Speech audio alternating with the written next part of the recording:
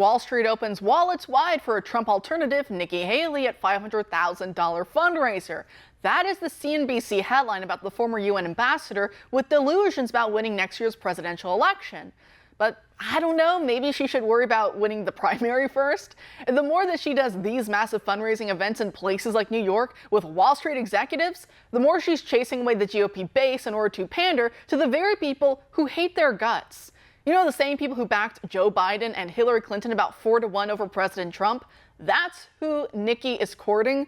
Top current and former executives of Facebook, hedge funds like Elliott Investment Management, and banks like JP Morgan Chase. Ah, yes, all very well respected names among conservative voters. Not. You know, the other week when she sat down with BlackRock's Larry Fink and the former head of Goldman Sachs, she later appeared same day on Fox News explaining why everyone online needs to dox themselves to the government so that the feds can keep better track of us. And now after this big Wall Street cocktail party, this clip of Nikki Haley on CBS resurfaced like clockwork to show establishment donors why they should keep giving her money. Another question is what care should be on the table when a 12-year-old child in this country, assigned female at birth, says, actually, I feel more comfortable living as a boy. What should the law allow the response to be? Well, I think the law should stay out of it, and I think parents should handle it. It's simple. She's in the back pocket of big corporations. They make money off the transgenderism craze, and so Nikki Haley's job is to find a palatable way of selling Republicans on backing off the issue. The best middle ground she found was to pull out all the reliable by saying that it's not the role of government to decide. But what good is a government if it cannot defend the weakest among us from predators? And why does her limited government shtick only go one way? She is the war hawk queen after all. Have you noticed that the loudest warmongers are typically the most cowardly? Nikki Haley will send our young men to die so that the neo-colonial pride flag can fly in every country, and yet she refuses to back them or the women and children they'd ostensibly be fighting abroad to protect at home.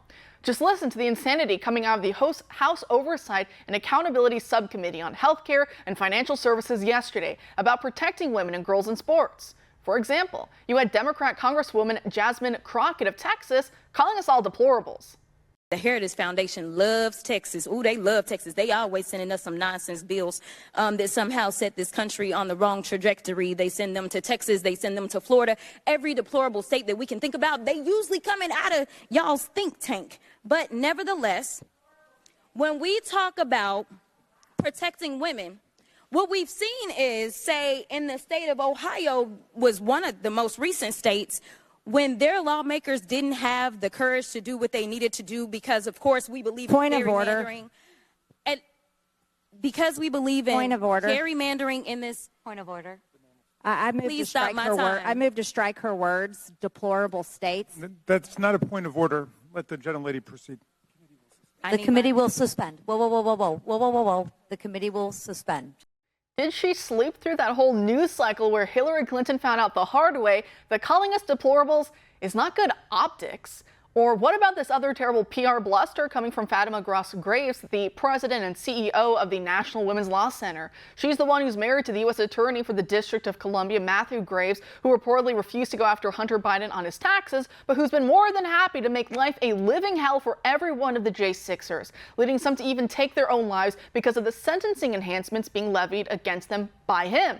So here's the wonderful bit of advice she had for girls tired of having to be around naked boys in the locker room or being injured by one in the courts. She says, learn to lose gracefully. And finally, we have this great exchange between activists and former champion swimmer Riley Gaines, who went toe-to-toe with Democrat Congresswoman Summer Lee of Pennsylvania. Take a listen.